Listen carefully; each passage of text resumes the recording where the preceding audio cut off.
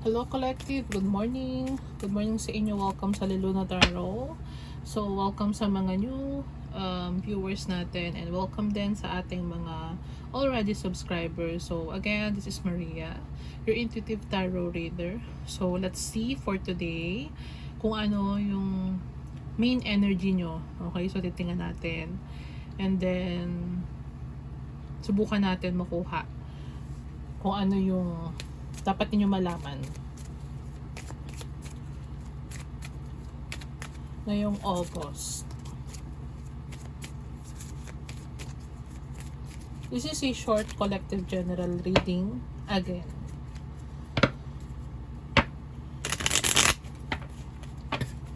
Let's pull 3 cards for this deck.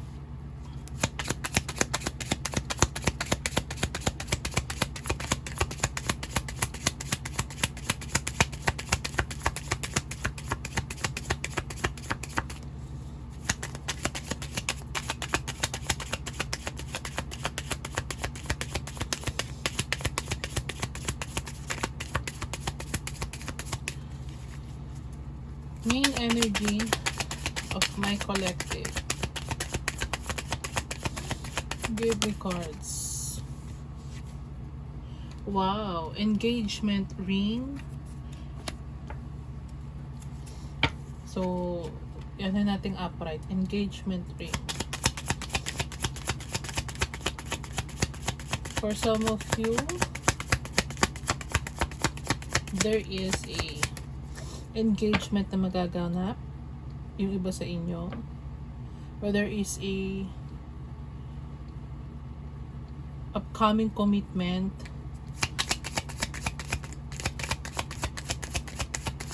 Or mag-a-upgrade ng commitments. Tingnan natin.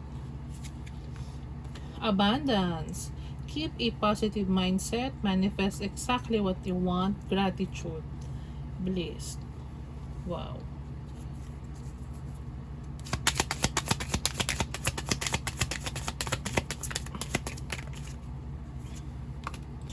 Acts. Break up, separation, stop the pattern, silent treatment, abandonment.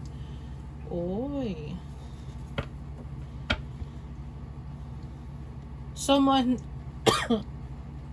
specifically someone here, is feeling abandoned. Feeling abandoned by someone else because someone is going to have an engagement. Yung isa, so this person is going to engage to someone else while the other one is feeling abandoned. Okay? Let's see. Wow, lightning, sudden change, shocking news, surprise, epiphany, upheaval, transformation. Wow. Okay. For some of you, someone here is very abundant. Okay. Very positive. Minanifest nyo tong connection na to. Okay. Itong connection na wherein maybe for some of you is there is an engagement or a higher commitment. Okay. So, pwedeng you are in a new commitment na right now because there is a sudden change. Okay. And this person who is feel abandoned will shock once malaman niya na you are getting engaged or you will get an engagement. Okay, so let's dive further later kung ano yung makikita natin. Okay, there is a breakup already. Meron ako nakikita for some of you. There is a breakup or separation na nangyari. And this person is pwedeng kung meron ako narinig na salita at tinamaan ng lintik. Parang awakened. Alam mo yung parang ano, parang this person is nangangamba. Titingnan natin kung meron ditong, kahit na walang 9 of swords ako nakikita dito. There is a sleepless night here kasi you are very abundant ngayon. Siguro simula nung naghiwalay ka nitong person na to, you manifest kung ano yung commitment na meron ka ngayon with a new person. For some of you, ha, there is a completion na kasi in a union. So po pwedeng merong breakup na nangyari before and completed na yung cycle mo with that specific person, and you are in a higher commitment na right now, which is may marriage. May marriage ako nakikita dito. Okay? Or meron ng pag-uusap about marriage or engagement. Okay? So let's see. Let's dive deeper.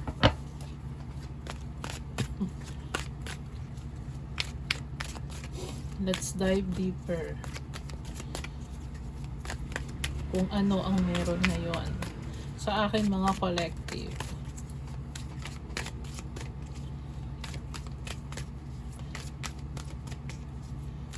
This person feels abandoned and pwedeng hindi kayo nag-uusap nito.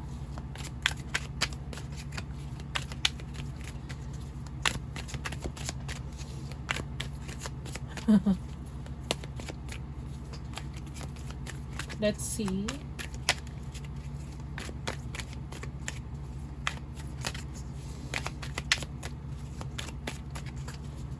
Let's see. Wow, the Hangman.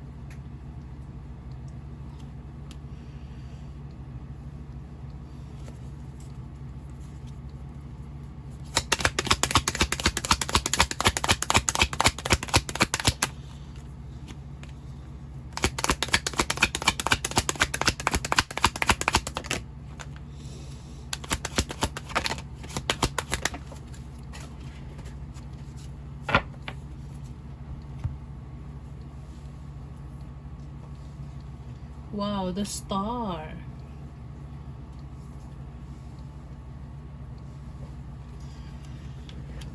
King of Cups, water sign. Someone here is, you can be Aquarius, water sign, Cancer, Pisces, Scorpio. Someone is wishing na pwedeng magkaroon ng some kind of, kasi meron ako nakikita dito, someone is nagkaroon ng awakening. Okay, though wala dito yung Judgment card, meron ako nakikita dito na nagkaroon ng awakening because may nalaman siya towards a specific person. Okay? So, pwedeng nalaman niya na itong specific person na to will going to engage na, okay, to someone else.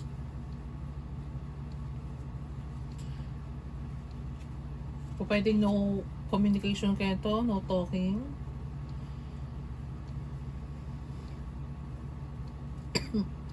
Someone who is very intuitive.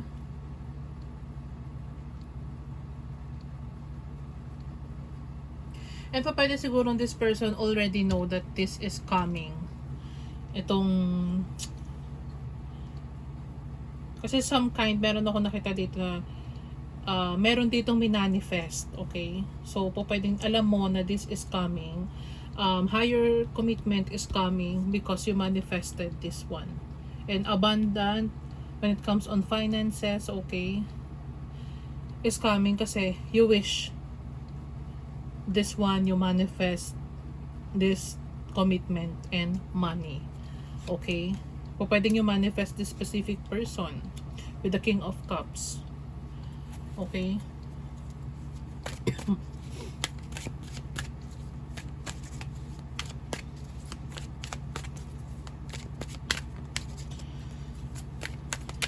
Let's see.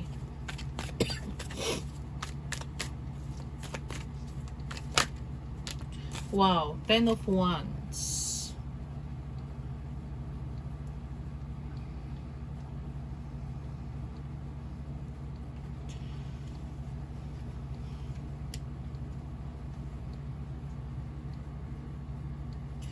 Pwedeng ano, this commitment and this abundant when it comes on finances is ayun yung reward sa'yo para doon sa pinagdaanan mo. Okay, pinagdaanan mo na sakripisyo. Okay, whether this is in a commitment,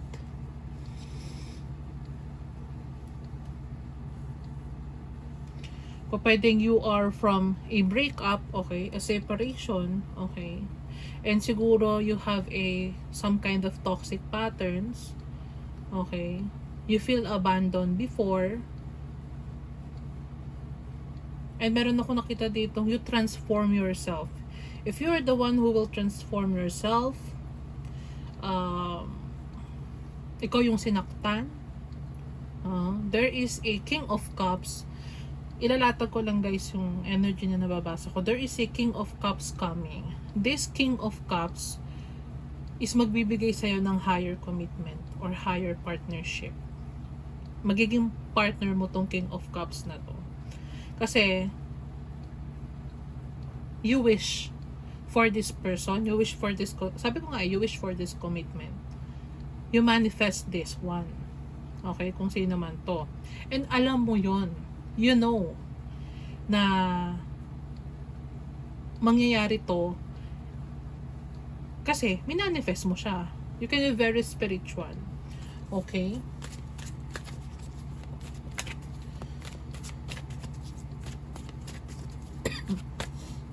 This is sudden change. So, ibig sabihin, mabilisan. O, diba? Knight of Pentacles.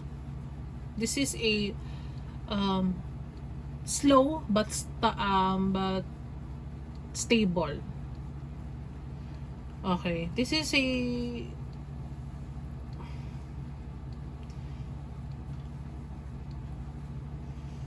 this offer could be pwedeng slow but steady.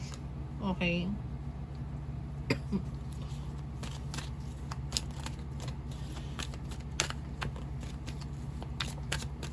Let's see.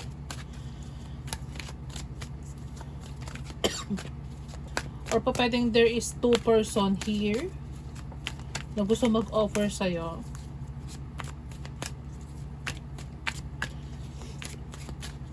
Ng commitment, ng partnership.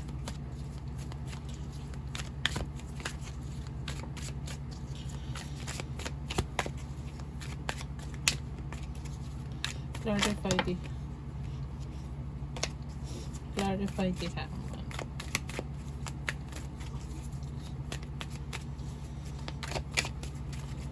This Hangman, please.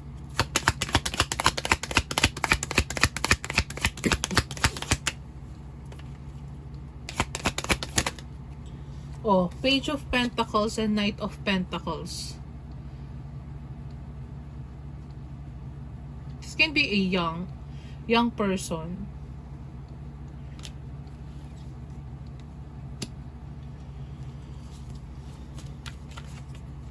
Wants to collaborate. So, pwedeng pwedeng mag-start muna kayo nito as friends or magkatrabaho for some of you. Or pwedeng this person is young.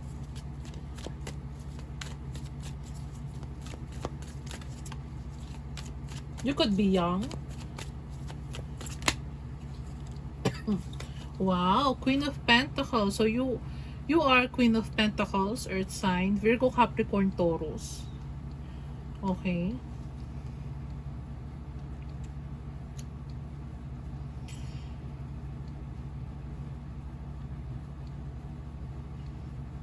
Wife material. Very wise. Can be very nurturing. Okay. A very loving person. Hindi na ako magtataka kung merong abundant dito kasi abundance kasi if you are a Queen of Pentacles, ikaw yung klase ng person na kahit anong mahawakan mo, you will turn it into gold.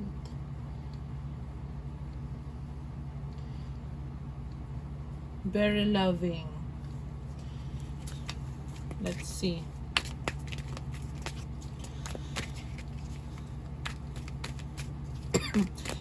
So, keep a positive mindset. So, ibig sabihin, be careful on sa anong iisipin mo, ha? Kasi you will attract kung ano yung iisipin mo.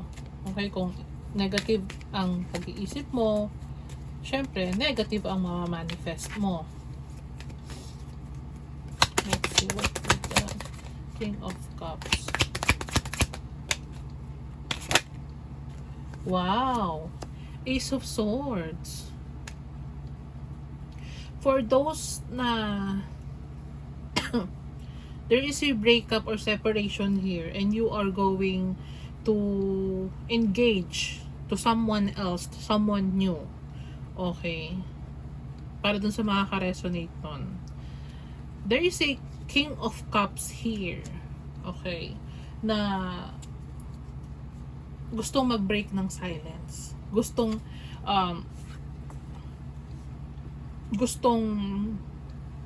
i-break yung silent between the two of you. Gustong mag-message. Tingnan natin, what's with the Ten of Wands here? King of Swords.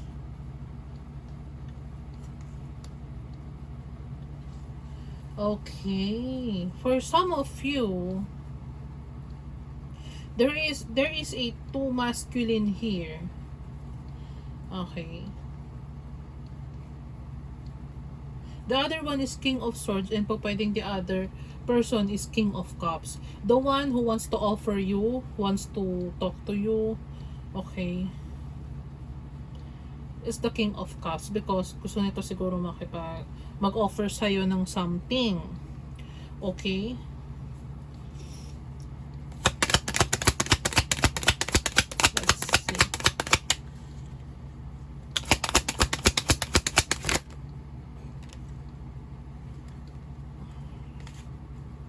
The Devil, Five of Swords, Five of Cups. Oh, di ba? There is a decision here. There is a decision here na kailangan gawin. With the Two of Wands, maybe ikaw yon and nasaktan ka before with the Five of Cups. Sinaktan ka, nasaktan ka, there is a burden here. Nahirapan ka doon sa past connections mo, past relationship mo. The Devil with the Five of Swords is sneaky, okay? Toxic patterns with the stop the pattern. There is a pattern here. Pwedeng in a relationship and pwedeng you will going to choose, mamimili ka between the past and the present. So, nasa sayo kung ano yung pipiliin mo. Okay? The other person is pinahirapan ka. Okay? Pwedeng struggle yung relationship because both of you is toxic. Okay? There is issue here wherein may pattern tayo na sinasabi dito with the Devil and Five of Swords. Okay? Pwedeng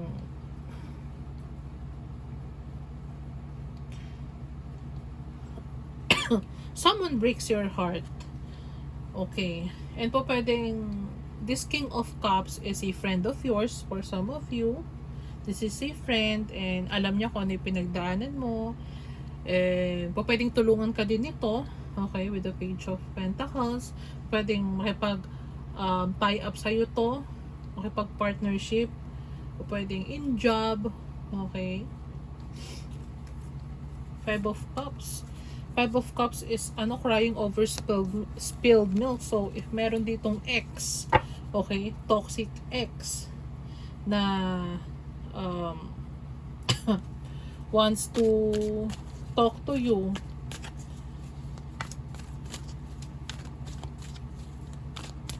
yun nga, may choice ka. between a higher commitment or going back to this person. Because someone is crying. Titingnan natin ha. What's with the Knight of Pentacles, please? Knight of Pentacles. Wow. The Tower, pero in reverse siya, in Knight of Cups. O pwedeng this person na hiniwalayan mo, ayaw niya na mag-end yung cycle between the two of you. The Tower, may iniiwasan dito with the Tower in reverse. Merong iniiwasan dito na mangyari. Knight of Cups in reverse.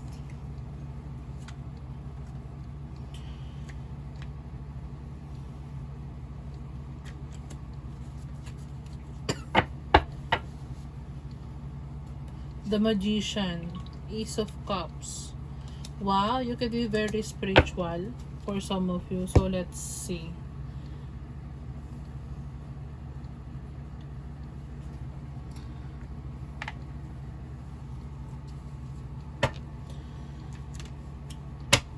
Clarify natin ha.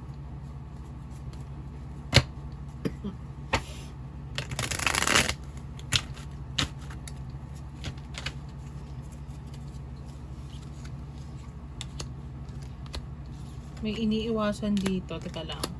Titingnan natin kung ano yon.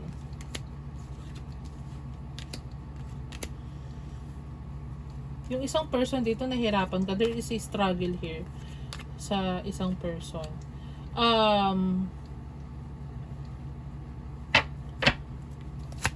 Maybe this ex know na kung sino man tong person na Ace of Swords again.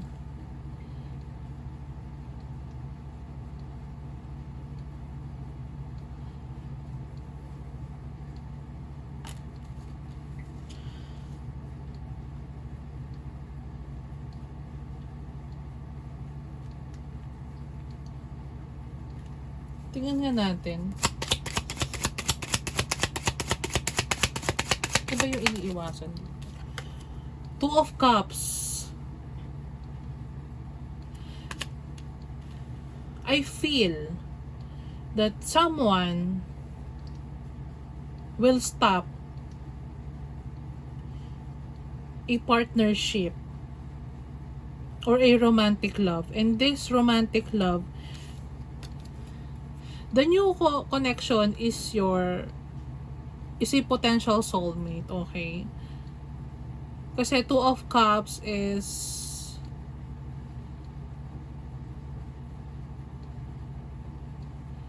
same energy, same love, mutual love, okay?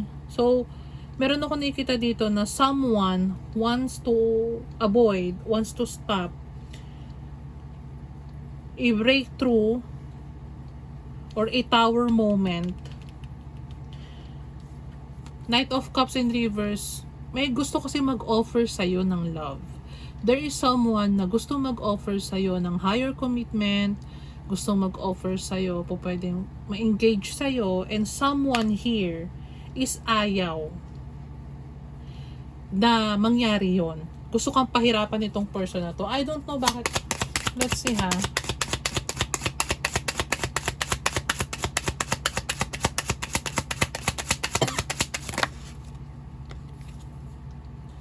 Two of Wands. Where is the Two of Wands? Yung kanina, Two of Wands again. There is a choice. Diba sabi ko na nga, Two of Wands kanina, nakita nyo yun na, Two of Wands again. There is a choice between the future and the past. You need to leave to get out of your comfort zone. Meron ka ditong pamimilian if you should stay or will take the higher commitment with someone new. Kasi meron ako nakikita dito, the other person no. Kung sino man yung Let's see ha. Tell me more. O, di ba? Lumabas na. Lumabas na ang six of cups. This six...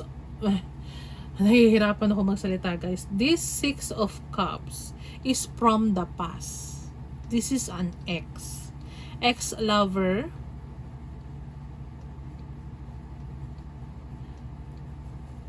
This is from the past. This past person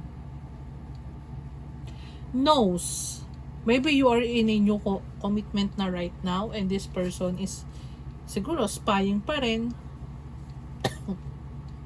Gusto ka nitong ano eh, itong person from the past, pinot ka nito sa struggle. Kasi, the devil is kanina with the 5 of swords. Sneaky, liar, not telling the truth. Okay.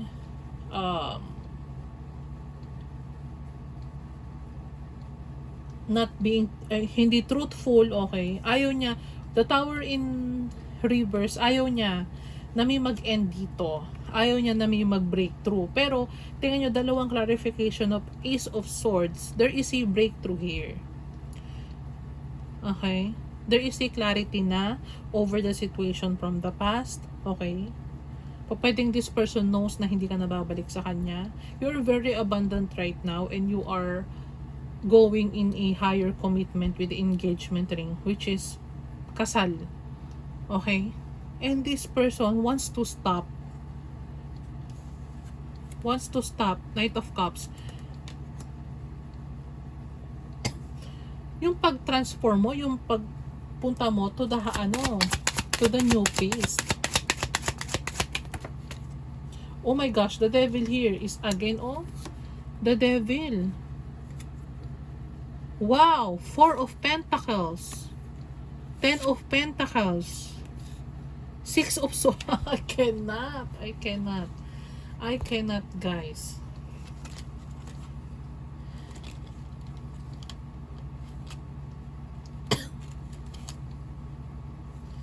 Oh, you are very intuitive. Collective. Kung sino man sa inyo ay makaka-resonate.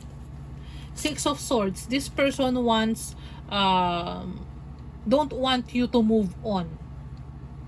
Okay, with the 6 of Swords. This person from the past don't want you to move on to someone else. Don't want you to have a higher commitment to engage to someone else. Okay? With the 6 of Swords. 10 of Pentacles. Huh? This is a higher commitment, engagement ring, which is a wedding. Okay? There is a security here. 10 of Pentacles. 4 of Pentacles. This person is possessive. This person feels that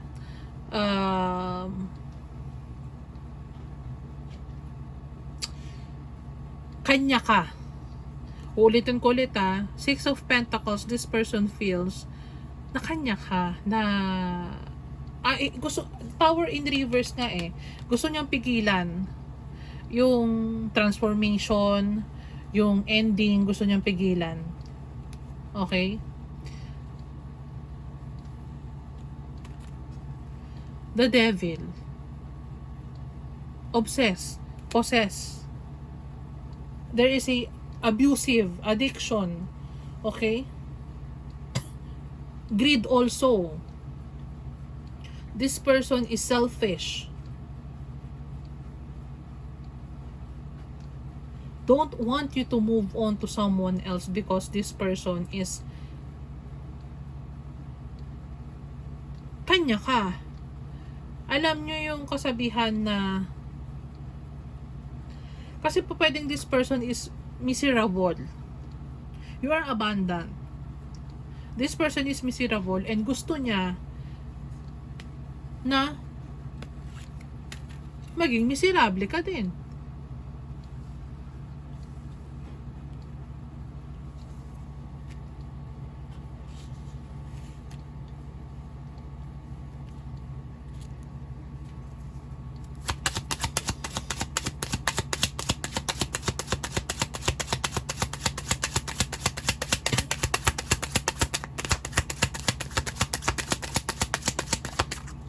This past person puts you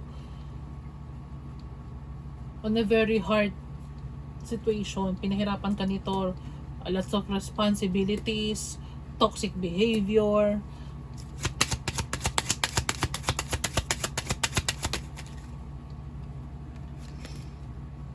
King of Cups again.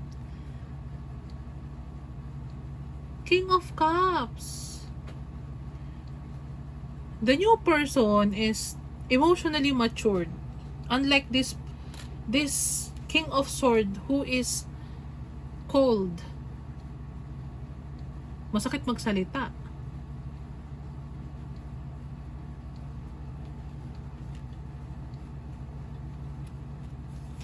Hindi ko na uulit-ulitin pa kasi nakita nyo, dalawang King of Cups.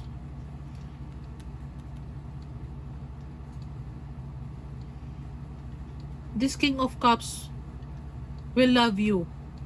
There is an equal love here. Unified. Mutual attraction. Mutual respect. This new person who will give you a higher commitment, who wants to engage sa'yo, magkaroon ng pamilya sa'yo. Because this person is nakita niya kung paano ka magmahal, paano ka mag-alaga, and this person knows that you deserve a higher commitment.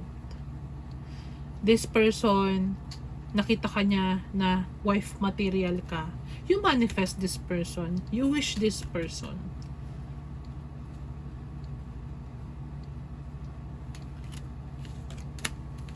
And the past person is peace.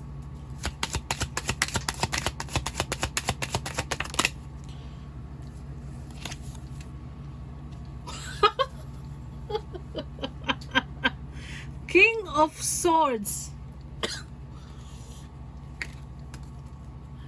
King of Swords. Right? This is intelligent. Pero kasi may devil here.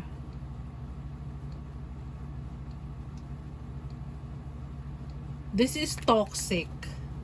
This person is toxic. Once a devil is nandirito, obsessed, possessive, authoritative, yung parang mataas ang tingin sa sarili niya, masakit magsalita, cold,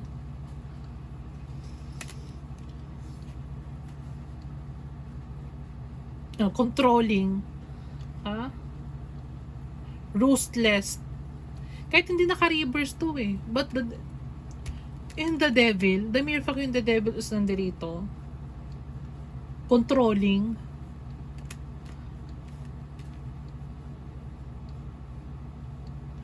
there is you're in a crossroad. Whether you will choose the new person, a higher commitment, magiging abundant ka dito sa person na to, itong new person na to, or yung past na puro sakit ng ulo binigay sa'yo, puro sakit ng ulo ang ibinigay sa'yo. So anong pipiliin mo? This person from the past or this new person na gusto kang bigyan ng higher commitment kasi alam niya you deserve it. So, nasa sa inyo. Collective. Kung anong pipiliin nyo. Engagement ring. Serious commitment. Healthy commitment. Healthy relationship with new person. You manifest this one.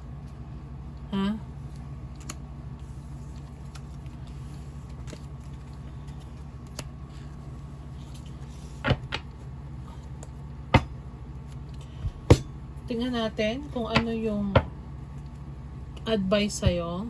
Let's see.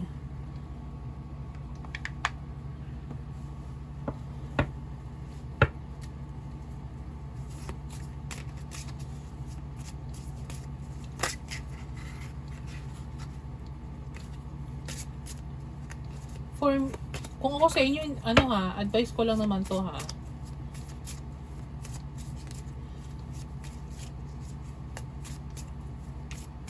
If you are still confused at hindi ka pa nakakapag-desisyon whether mahal mo pa yung past person, tanggapin mo pa ba yung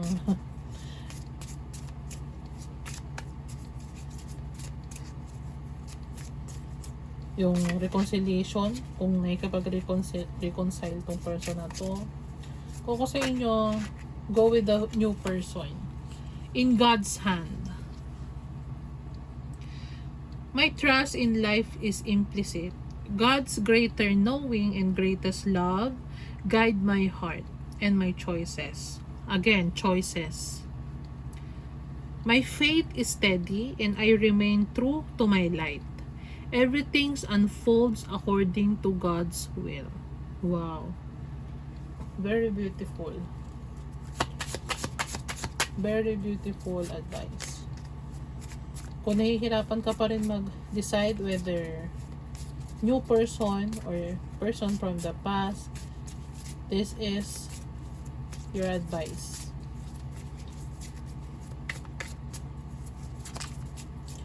Let's see. One step at a time. I see the mountain ahead and dedicate myself to taking one small step at a time. I make progress by staying focused on the present moment, the current task. Thus, I regain my ease of living. Wow.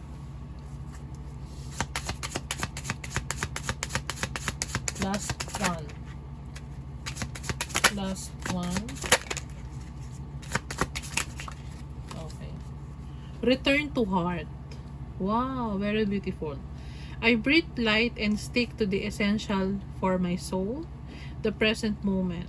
I calm my thoughts, I focus on my heart, and find space to be. Where my light and greatness are, I find peace and inner silence.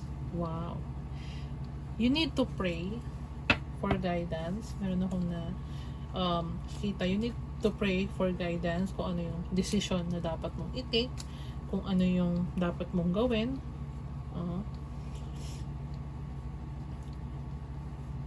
For some of you, hindi mo naman kailangan madaliin if you're still hurting or crying dun sa nangyari. Hindi mo kailangan madaliin. And listen to your heart. Okay? Pero make sure na hindi mo makukompromiso yung sarili mo when it comes na magde-decision ka na. Whether to take the higher roads, okay, or stay kung nasa saan ka man. Nasa sa inyo yun, guys. Okay? So, again, for those na hindi nag-resonate sa inyo, so okay lang, ayos lang.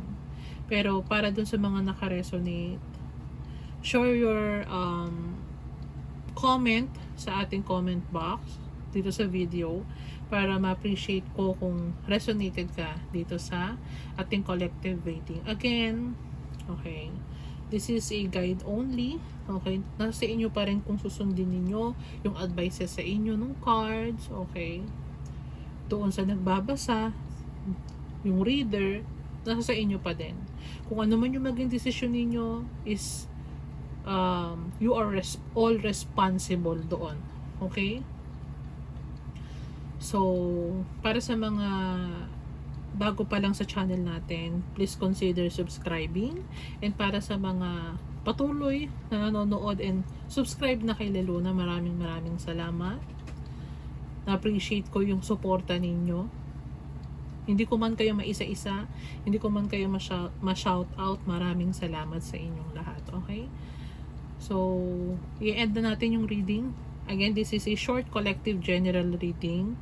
Okay, so I hope nag-resonate sa inyo yung ating messages na nakuha. Okay? So, abangan nyo lang yung ating mga bagong upload. I will upload pick a card reading. Okay? Sa mga susunod na araw. So, again, this is Maria, your intuitive tarot reader. And this is Leluna Tarot. Bye!